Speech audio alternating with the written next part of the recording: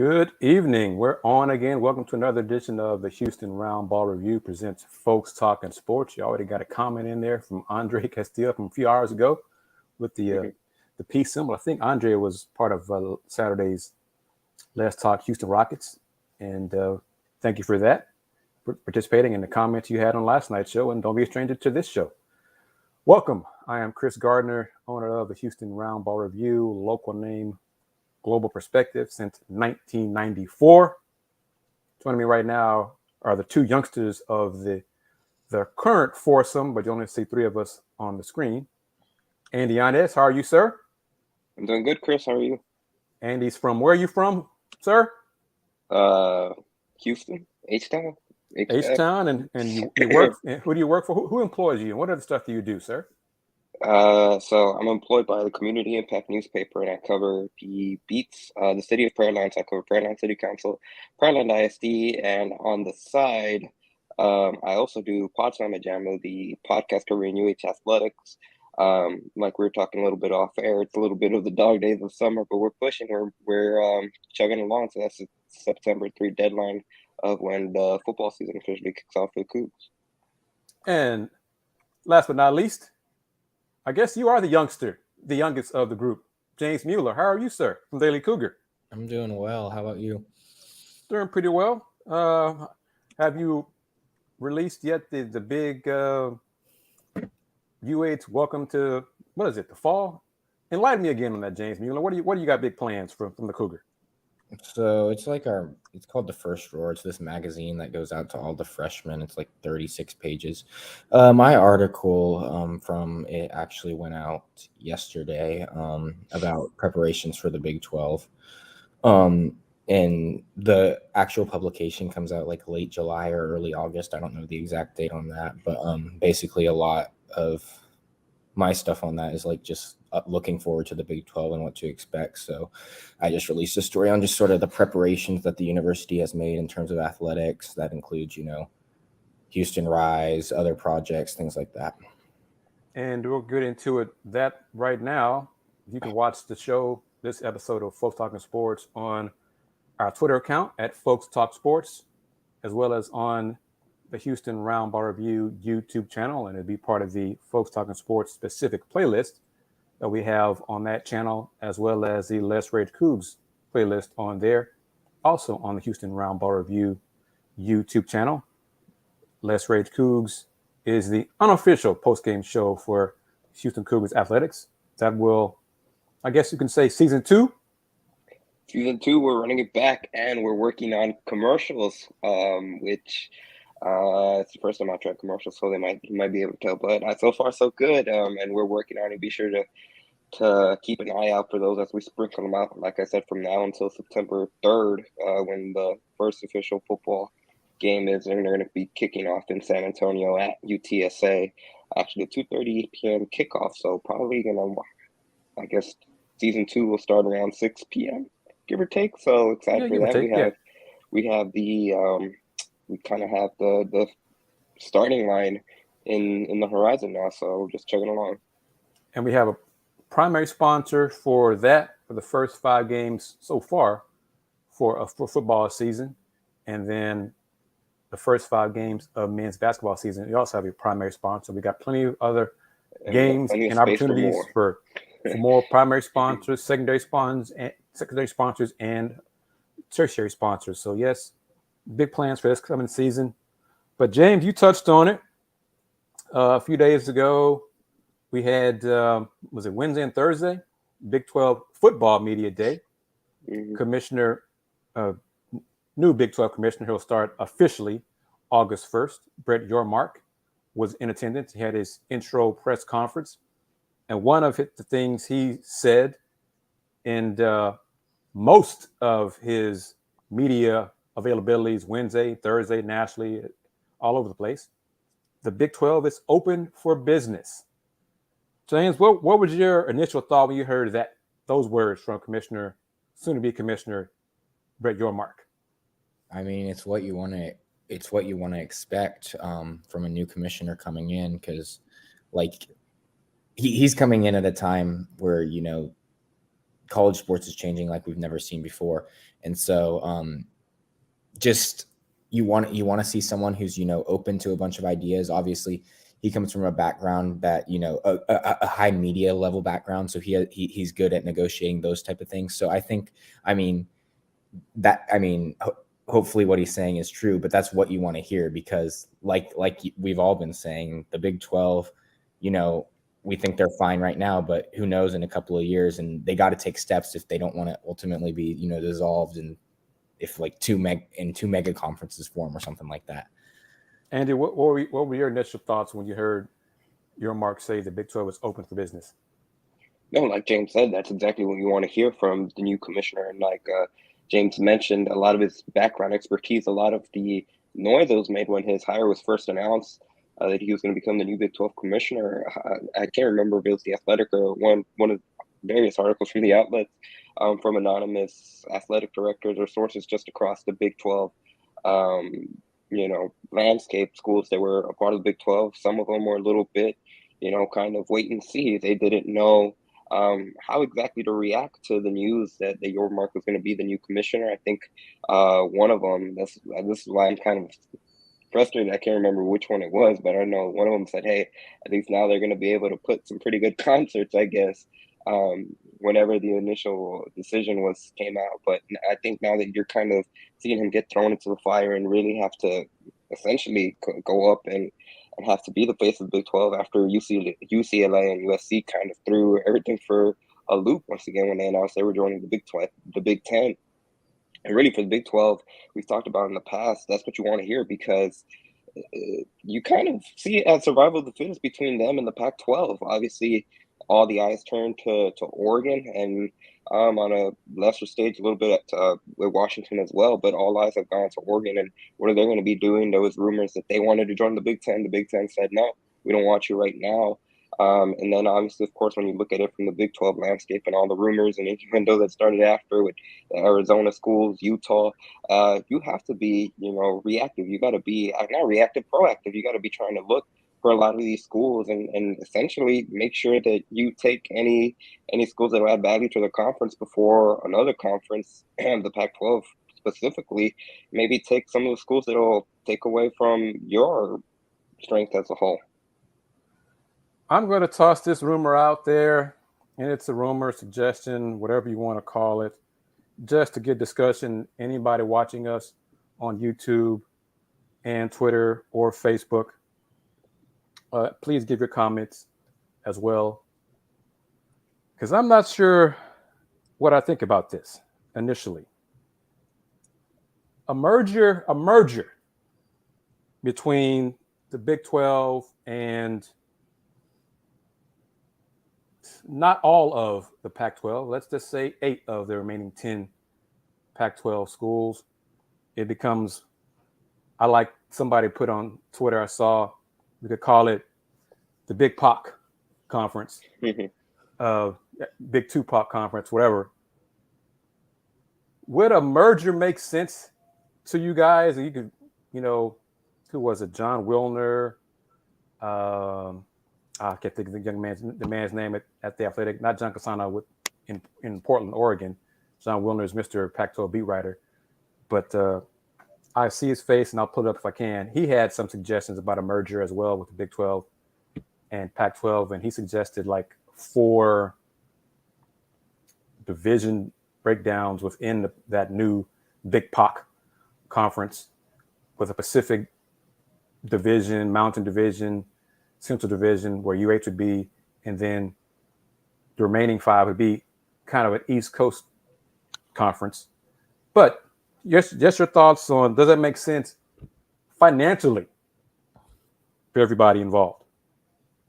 So would that be like a total of 22 20 schools? 20 teams, not all 20. 10. Just not include maybe Stanford and Oregon say no, or I don't think well, maybe it might have just been Oregon State and Washington State. Those two, the least valued members remaining in the Pac-10.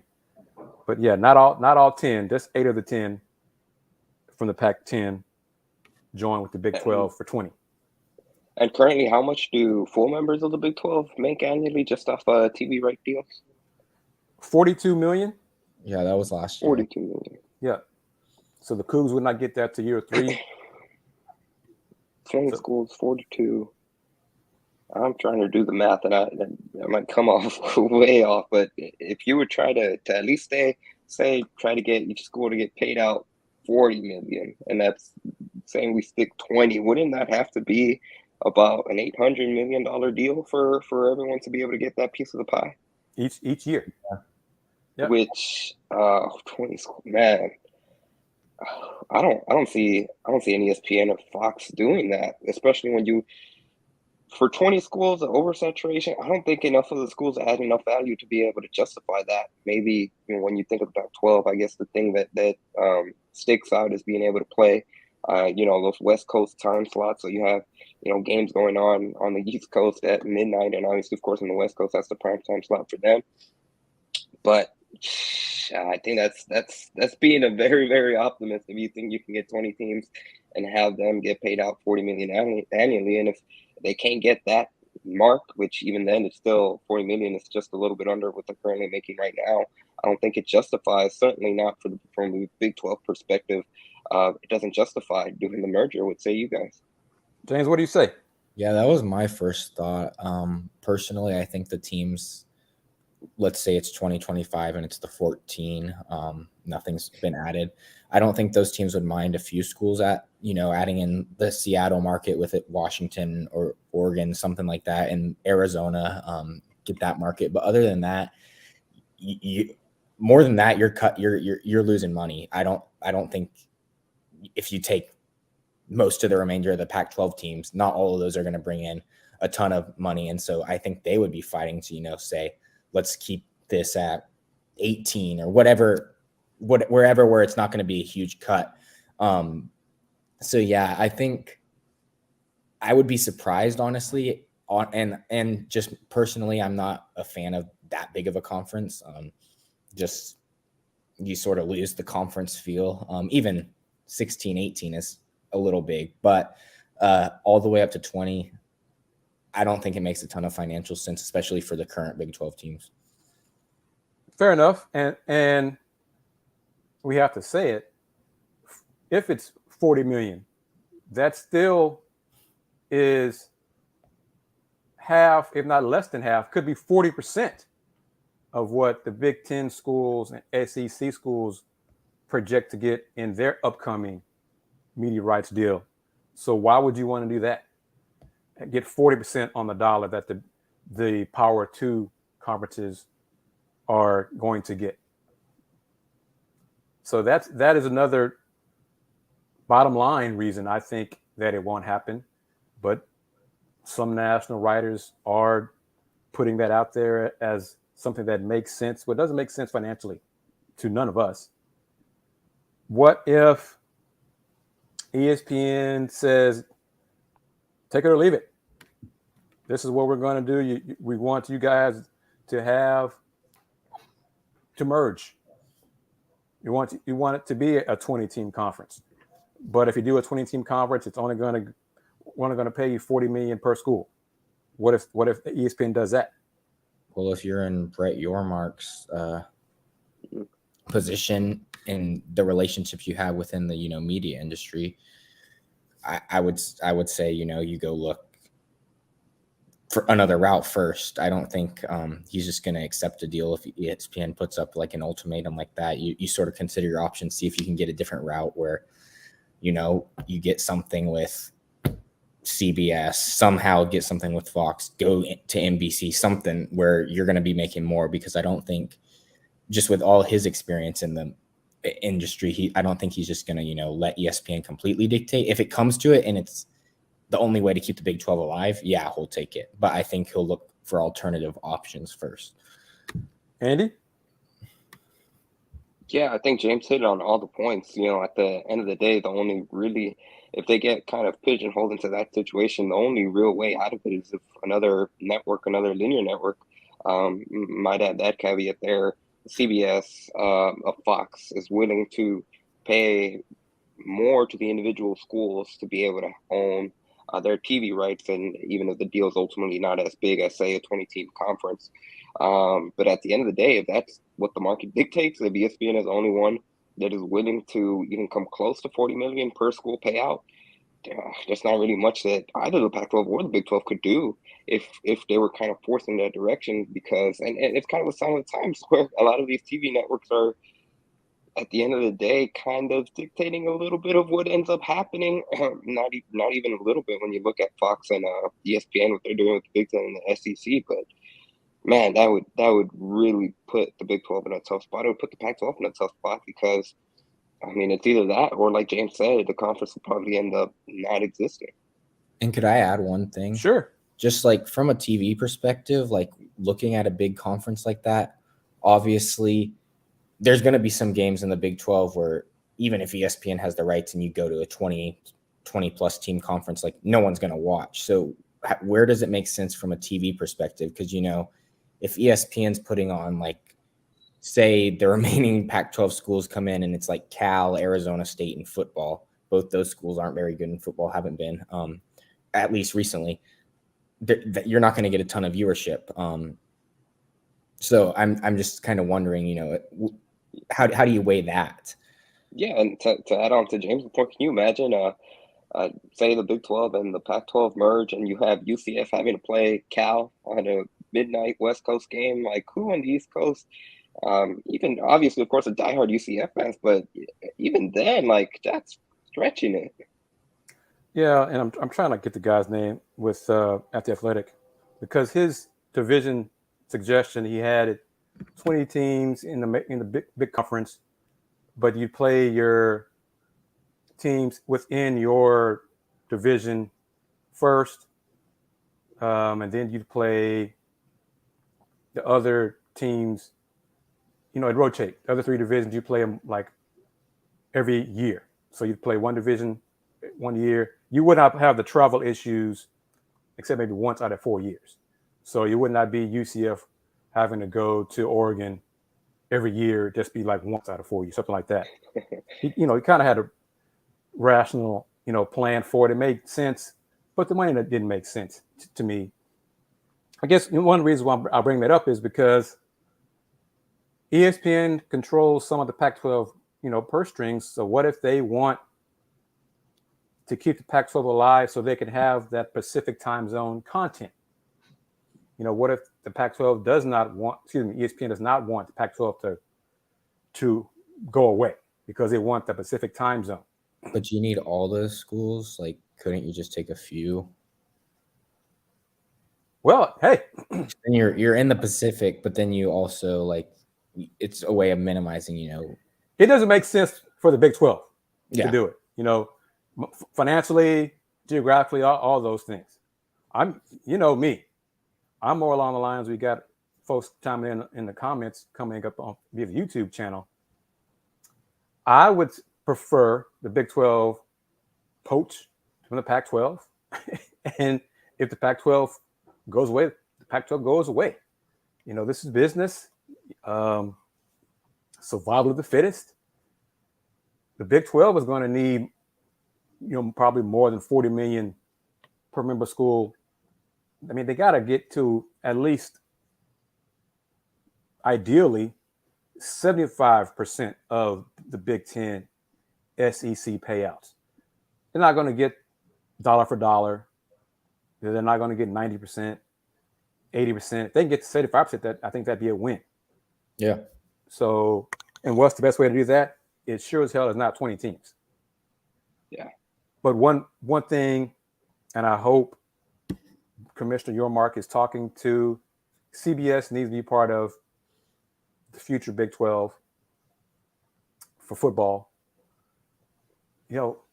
Heck, NBC, whatever. I mean, get as many networks to bid to help raise the price of your payout, because you got to get this money somewhere, and we're hearing all kinds of scenarios and guys who I don't know directly tossing out stuff on Twitter, and they seem to have, they discuss like every possible scenario. My sources say this. Y'all are just discussing, your sources tell you everything under the sun. So can you focus on like one thing and what you think is going to happen rather than this A, B, C, go through the whole alphabet. Well, this could happen. Well, damn, that doesn't tell us anything.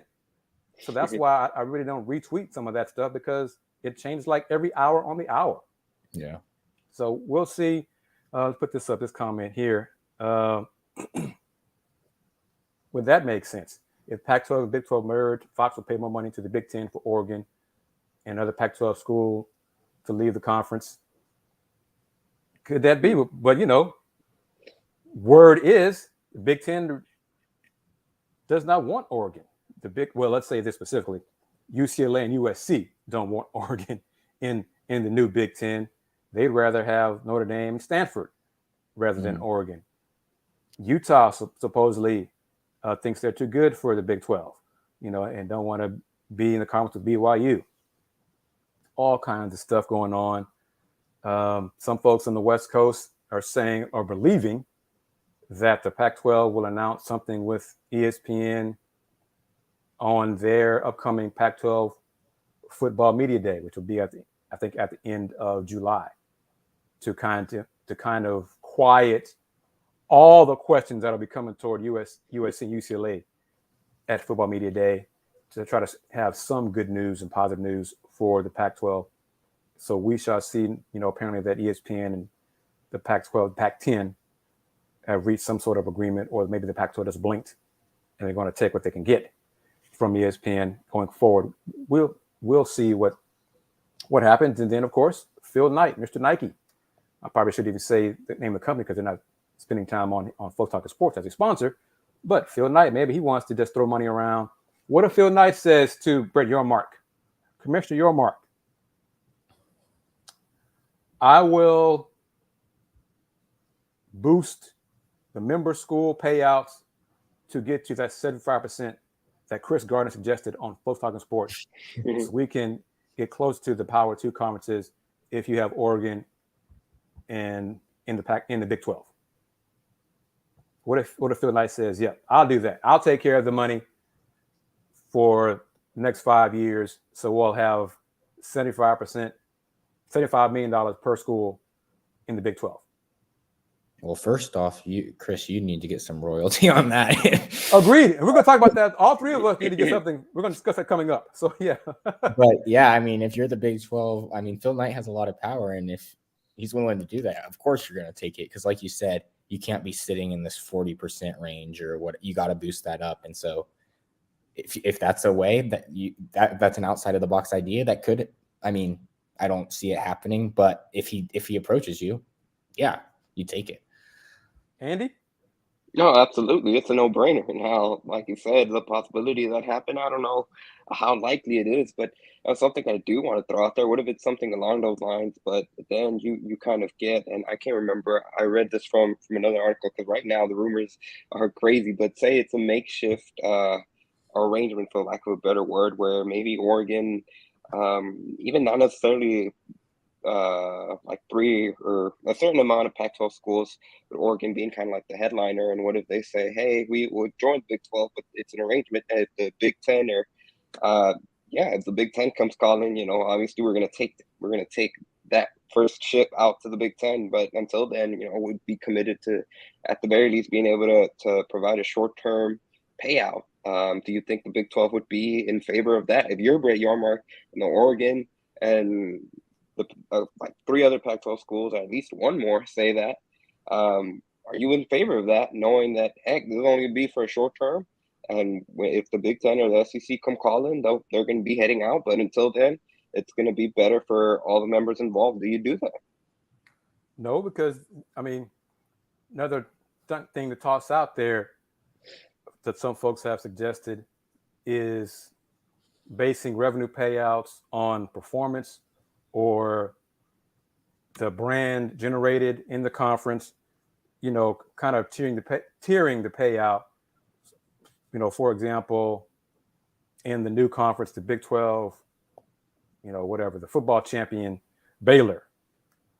How about that? Just do a payout based on what you produce athletically each year. Like you have the Conference Cup, that way the number one team gets the most money and the last place team gets less. Ooh, I mean, the West. That's going to be. That causes problems. That Yeah. kind of payout disparity happened in the Big 12 with the Longhorns and all their, thinking their stuff don't stink. It hasn't helped a lot in the Mountain West because some folks not happy with Boise State's arrangement. But Boise State says, well, we're the flagship of the conference. So what if Oregon says, well, let's say the Pac-10 survives, but the Pac-10 survives based on Oregon getting $1.50 per dollar, and Oregon State gets 70 cents on the dollar. Do you think everybody in the Pac-10 would agree to that?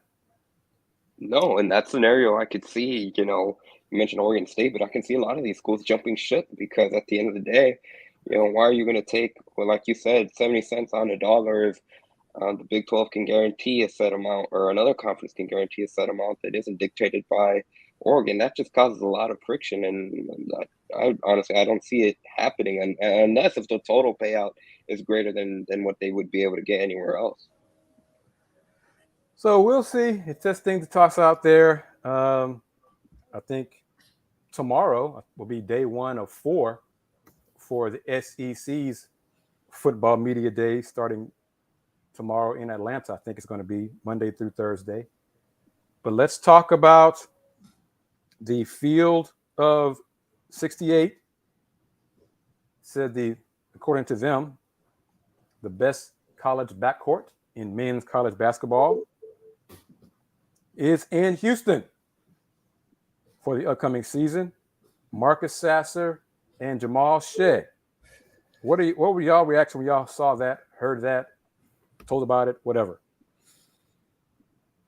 I mean, I can start, I guess. I thought they'd be for top 5 for sure, but I think this goes to show just obviously we knew what Marcus Sasser can do. And if he's healthy, then Houston truly does have one of the best backcourts in the country. But it just goes to show how much of a leap Jamal Shead made last year and just how much attention he caught from the outside, because coming into Houston, wasn't a big name, His freshman year, he played a little, not big time at all.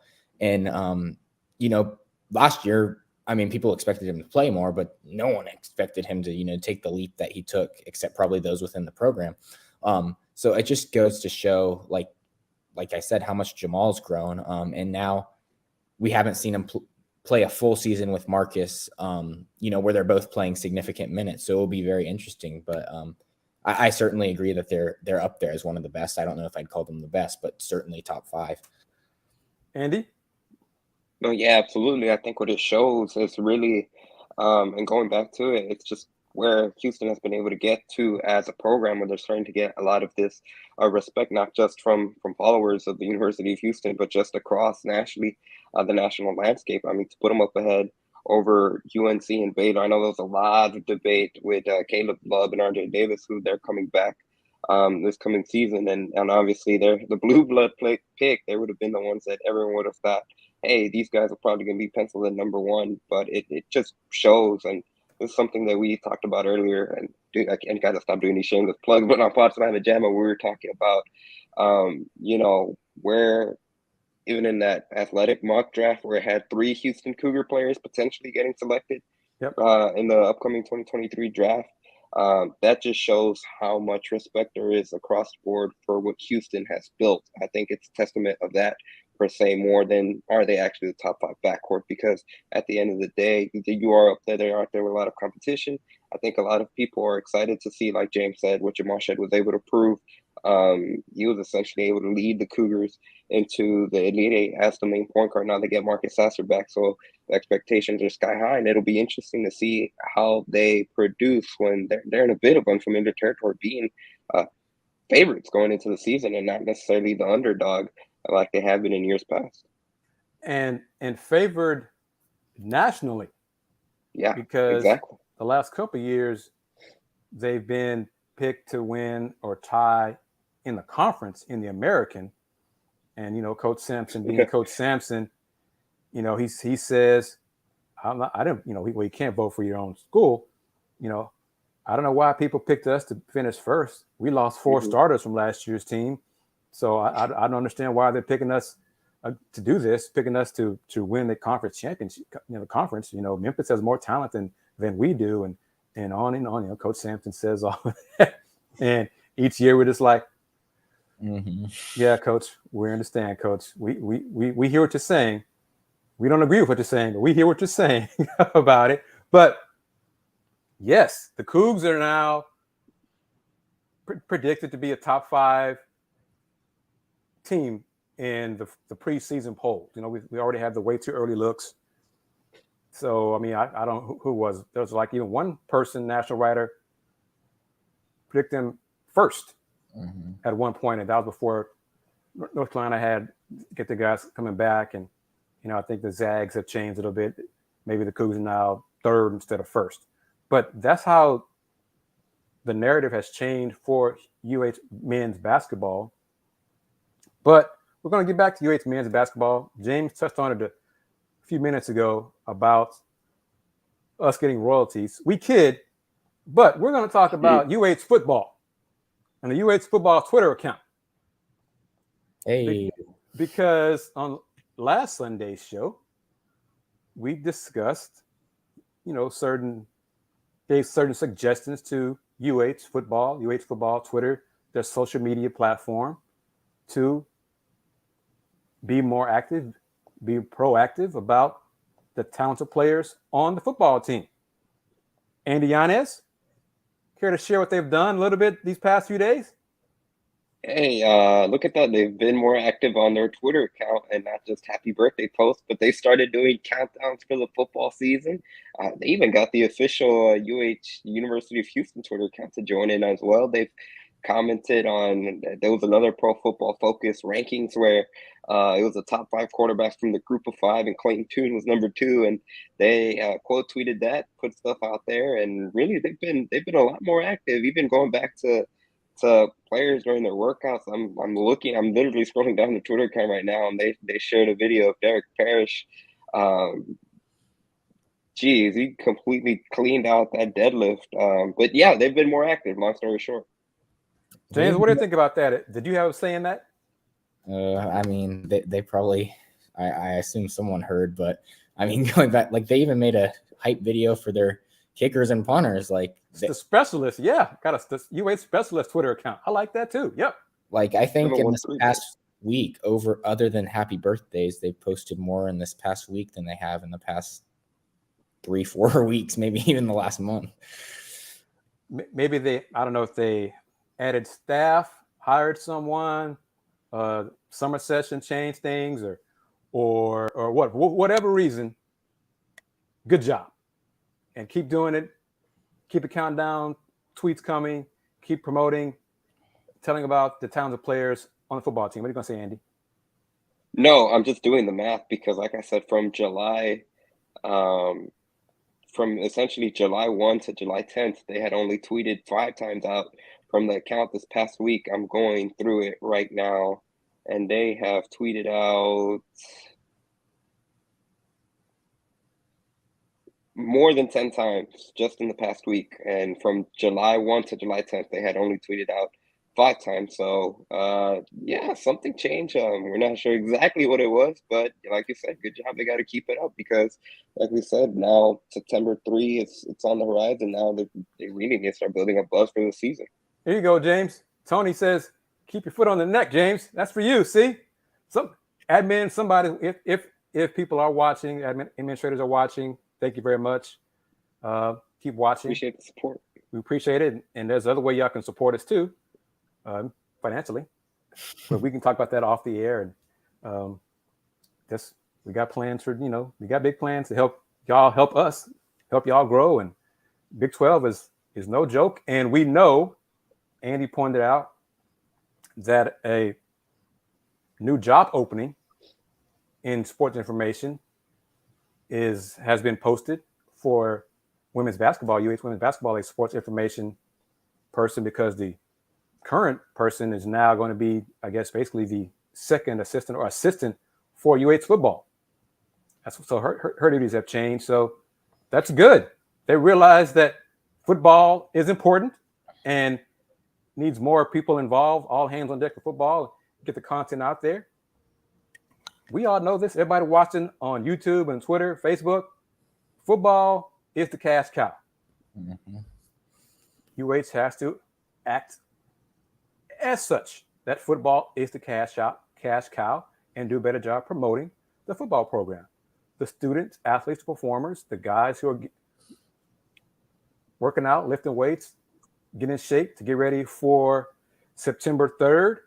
Mr. Yanez has said a few times on today's show, because he's going to remind you, and that game is going to be on CBS Sports Network, the game at UTSA.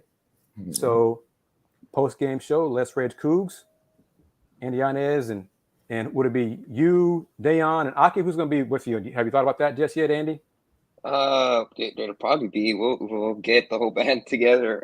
But we're still far out ahead. We still have to work out a few dealings. But yeah, we're gonna be hitting the ground running once September 3 rolls around about 6 p.m. So like you said, and now I got the official number as well. So from July 10th to July 17th, that we're recording this, they tweeted out 13 times within the past week, the UH football Twitter account, not counting retweets, only their tweets of themselves.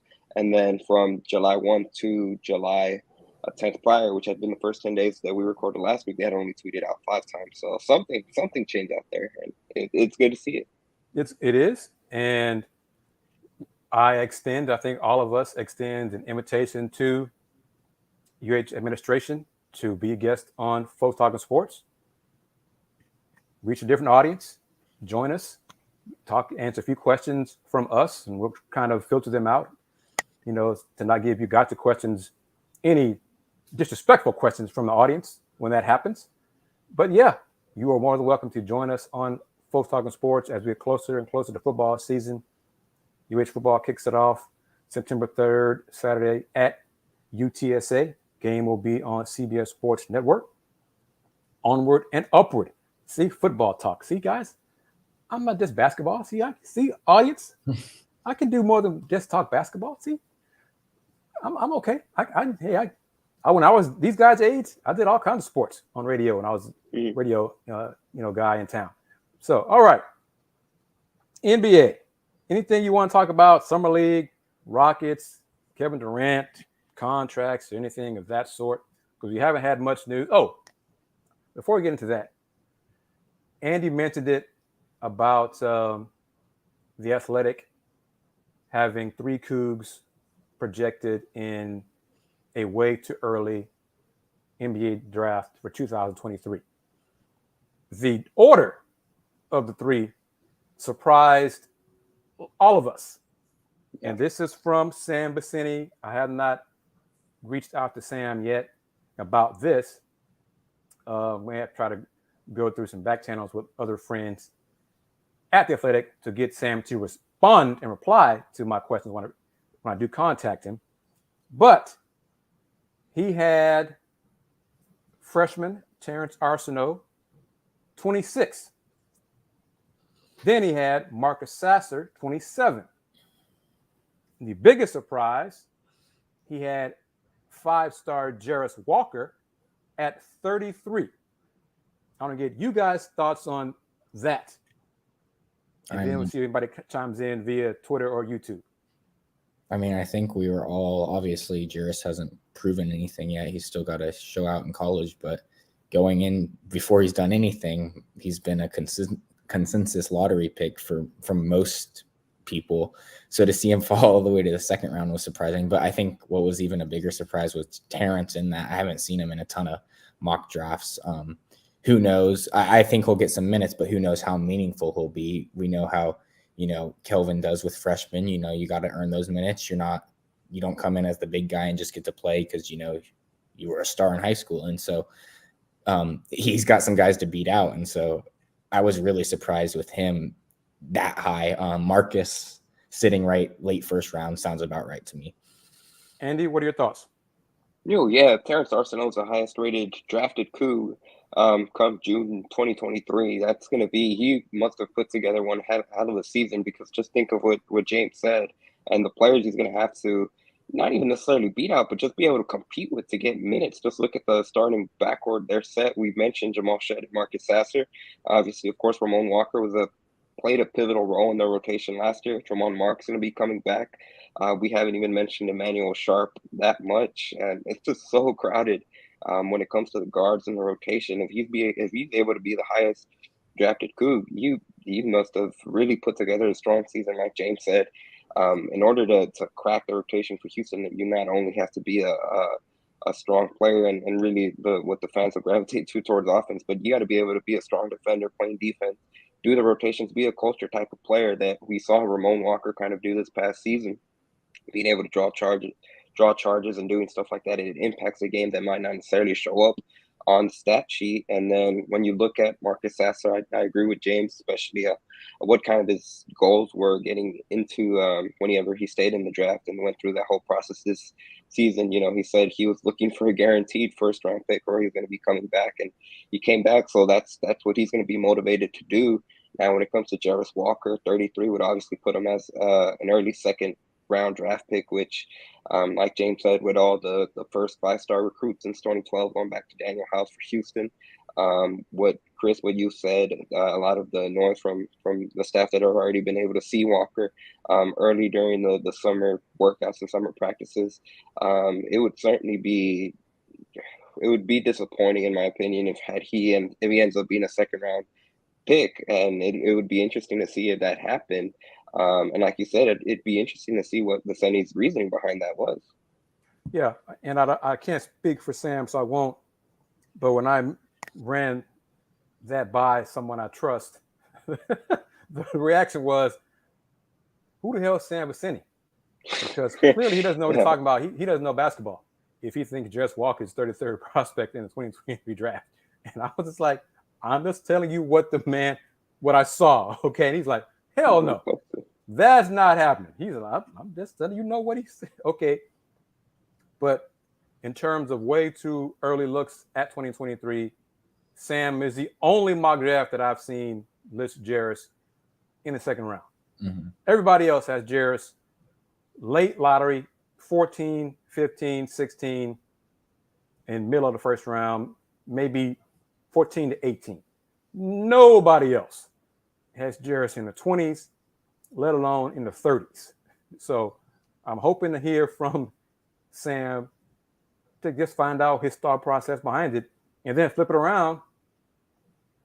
This person told me, same person told me, Terrence ain't ready yet for the NBA. He's not ready, especially not to be the first Coug draft in 23. He's not there yet. I'm like, okay, that's why I'm asking you, because, I trust you, so I'm reaching out to you. He said, Terrence not ready yet. I said, okay. We talked about this. Who was it last week who asked us about it? I don't remember who asked us about projecting for our starting five. Guys, I think our starting five last week was wrong. Of course, it's July, so we have time to change. We could change it next week. We could change it in August, September. But our rationale was incorrect. Marcus Sasser, Jamal, starting backcourt. Jamal Mark at the 3. We're going to call it a wing spot, whatever. Jarvis at the 4. And then because he's not yet healthy, 100% following the surgeries, not Reggie Chaney, but Juwan Roberts. So Juwan, Jarvis, and Tremont in the front court with Marcus and Jamal in the backcourt. Thoughts on that?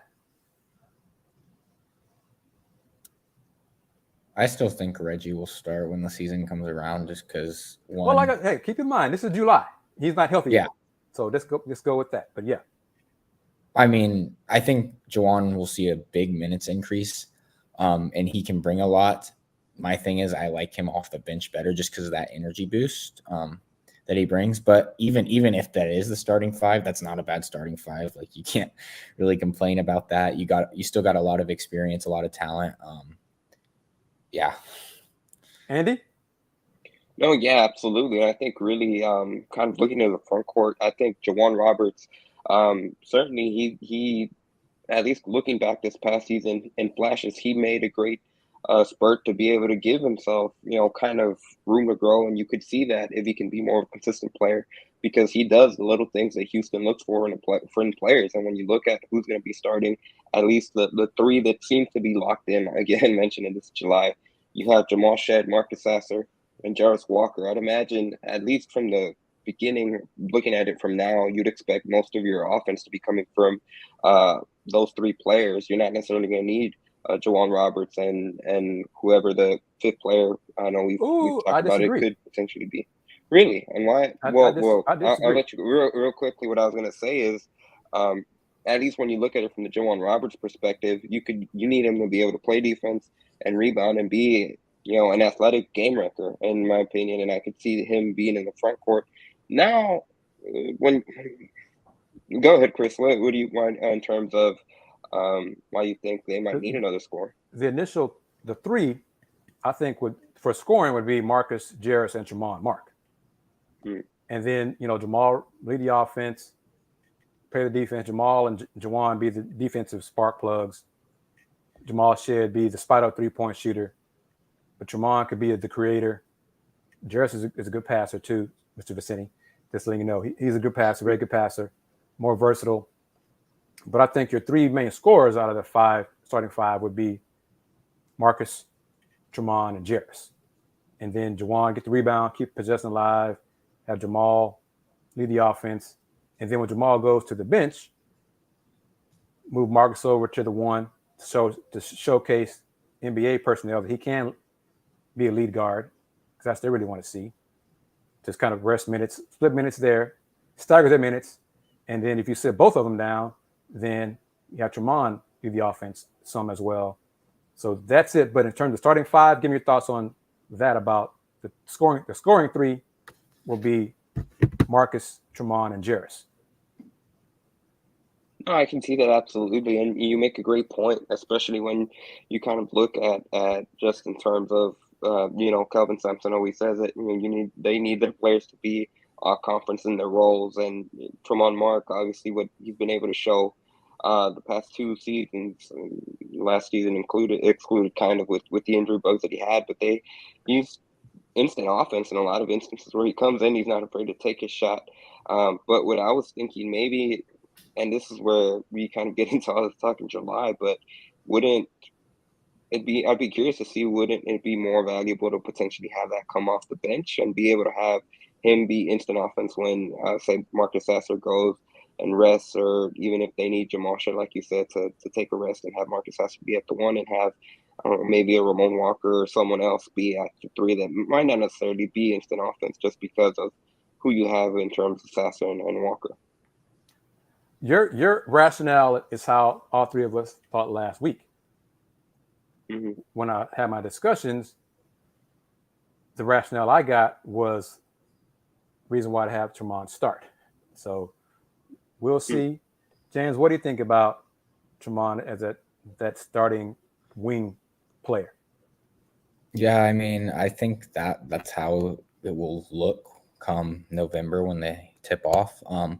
And I agree that with your three main scoring options, just because Jamal is super selfless. He's willing to do whatever. And Tremont's a better shot creator on his own than Jamal. So I think Tremont will have, get more opportunities. I wouldn't be surprised. Like, they're obviously going to have to stagger their guards a little bit, but, have Tremont play the first 3-4 minutes, come get a quick breather. And then, at the 12-minute mark, he comes in for Marcus or Jamal or something like that, where, he's starting, but then, they bring in a Ramon or someone early, and then you have him to run your second unit. So we'll see. Yeah, the versatility for the team will be apparent.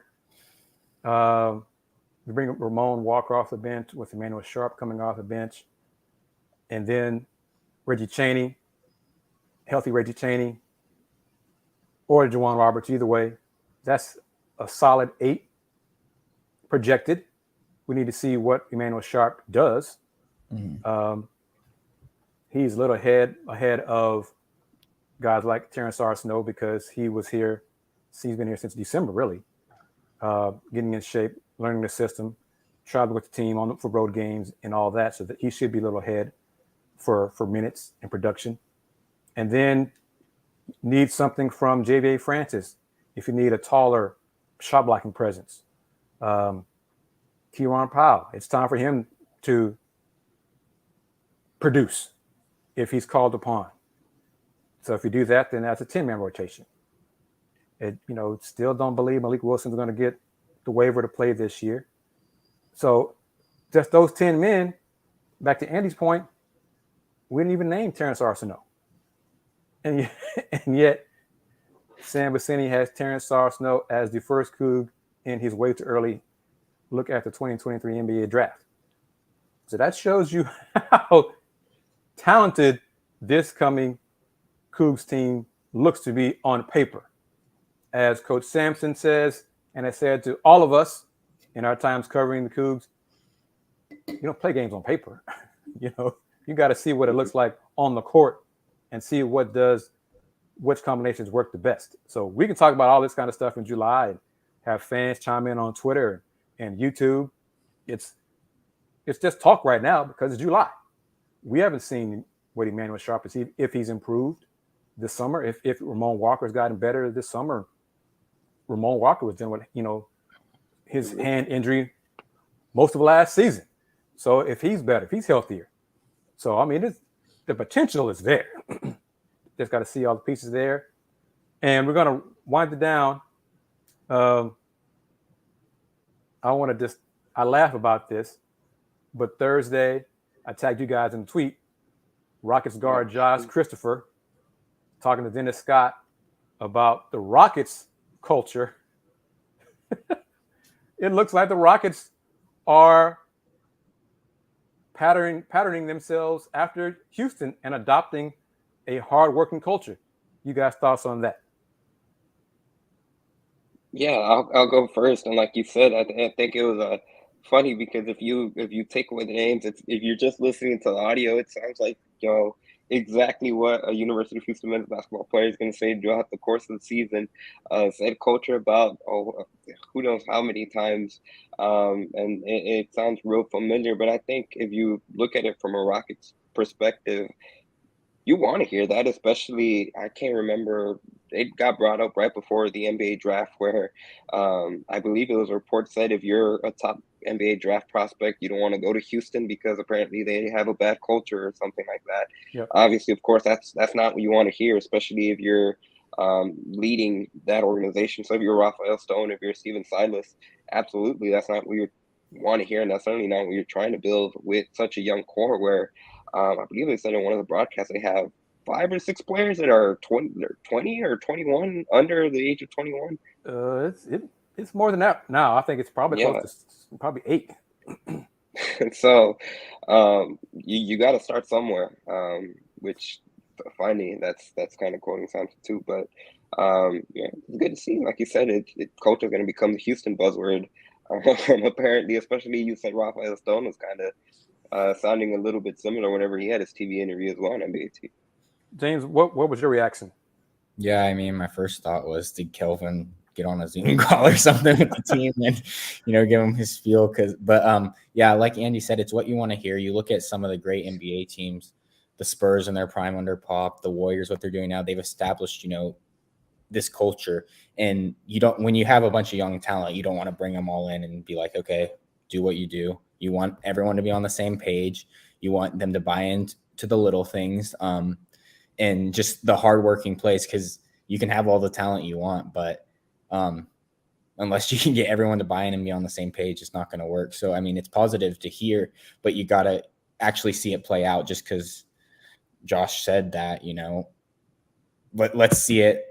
Let's see this. If we can see this, throughout the season, see a change in this and see if this culture is really, real or if it's just more than just words. Yeah, they got to put it in action, and they've done a better job with the younger players being in town, working out, practicing together, working out together to try to establish a new culture with the Rockets. So it's a start. They had to start somewhere because what they were doing the last couple of years didn't work. So it's good to see it. It's good to hear it. Now We see it in July. Let's see what y'all do in August, September, and October. Because if UH men's basketball lives up to the hype, okay, they still got to do it. ESPN Joe Lunardi projected them as a number 1 seed. He said basically in his latest bracketology, don't be surprised if the national champion is the Houston Cougars in 2023, which would be technically the 3rd straight year a representative from the Big 12 will win the national championship, because the Cougars will be the Big 12 member July 1st in 2023. So if they live to the hype, at some point come February or March, the Rockets could be an afterthought. If the Rockets aren't winning or they're not being entertaining or whatever, and the Cougars are going on a run and going toward the March toward the tournament, and the Final Four, of course, is in Houston. You guys know, D-Skills, King, if the Cougs men's basketball team is in the Final Four next year in Houston for that week to 2 weeks, the Rockets will be like, hey, remember us? We're here too. So, Rocket fans will be like, yeah, culture, but y'all are winning games. We're going to support the team that's winning basketball games right now. So that could happen. But like I said, a lot has to happen. The hype is there. James, Andy, me, we're going to be involved in the hype and the coverage of UH men's basketball, because the way things look could be a very exciting, successful season. I'm pretty sure you will. When the preseason rankings come out for the conference, will Coach Sampson say again, well, I don't know why they picked us to win the conference again? Well, I mean, what do you think his answer will be? Yeah. With the prediction of Houston winning the conference, what do you think it'll be, Andy? Well, they're losing 4 seniors off of last year's roster with Kyler Edwards, Fabian White, Tajay Moore, and that's a Kyler, Josh Carlton. Josh Carlton. It's 4th. I'm pretty sure that's what he's gonna say. And I mean, what else? That seems to be his go-to, because he is losing 4 key contributors that were part of that Elite 8 team last year. James? Yeah, he'll say 2 things. One, he always says, I don't pay attention to rankings or predictions or anything. Be like, that means nothing. And then 2, he'll hype up some other teams in the conference like he does with it doesn't matter if UH is playing Memphis or Our Lady of the Lake. He's going to point out, they're really good. They're blah, blah, blah. And, point out, make some other teams seem a little better than they are, and show that, it's not going to be an easy path. Tony, thank you for the kind words. Thank you for joining the show. Tune in next Sunday for our next Folks Talking Sports. And Coach Sampson's cliches is why I ask the question I asked during the Zoom calls about the opponent. Who are players to watch for the opponent? That's one of my go-to questions. So, hey, because you've got to get some love and attention for the opponent who they're playing. And then that gives Coach Sampson a chance to say all those things that he says. But do you think, Tillman, let's put it up there. Do you think the Cougs will play any games at Toyota Center?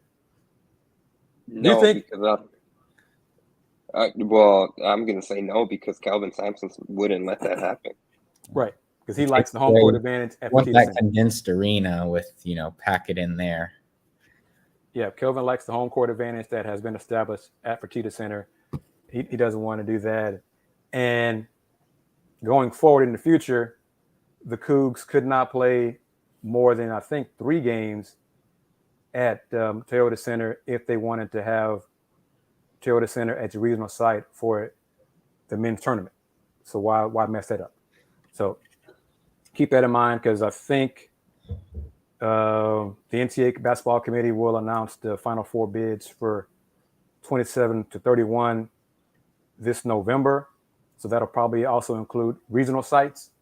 So if Houston wants to have a regional site at Toyota Center, you don't want to mess that opportunity up. So just keep that in mind as well. But it's been fun as always. We didn't touch on the fact that the American announced the pairings, the matrix set up for men's Mm-hmm. and women's basketball. We can do that next week. Nothing earth-shattering. Women's basketball, we can talk about the Cougs going forward. We can talk about next week. Maybe they'll get some announcements as far as commitments, because we did see, you guys showed me that they got some offers to some players. So that's a start. See if they can get some commitments from some of the talented players in the city of Houston, state of Texas. So that's something to look forward to going for next week's show. But James Mueller, see if I can get everything pulled up here. How can people find you, sir, on the interwebs? Yeah, you can check me out on Twitter at JDM2186, and then all my UH coverage is on thedailycougar.com. And Yanez? People can follow me on Twitter at they see in the ticker below at @Yanez_5 on Twitter. And also be sure to check out the Clutch City Control Room YouTube account for our video. Uh-oh. Wait until the end of the show for Andy to get a My back? Hey, now you're back. Yeah, say it again. Yeah, so I was going to say you can follow me on Twitter at @Yanez_5, and also be sure to follow the Clutch City Control Room YouTube account to see our video Pawd, Slama, Jama podcast, as well as might as well just follow the Pawd, Slama, Jama account on Twitter. And if you are audio only, that's Spotify and Apple Podcasts, Pawd, Slama, Jama on those platforms wherever you get your podcast. Great job. And I am Kris Gardner, owner of the Houston Roundball Review. You can catch me on Twitter at VHRReview. Folks Talking Sports Twitter account, of course, is Folks Talk Sports on Twitter. Pull that up one more time. But if you want to hear and not see our handsome faces, you can catch the podcast version of Folks Talk Sports on Spotify, Apple, and iHeartRadio.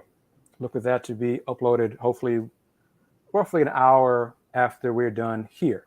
So thank you, as always, for tuning in, watching us on YouTube at Houston Roundball Review and Folks Talk Sports on Twitter. We'll see you next Sunday, guys.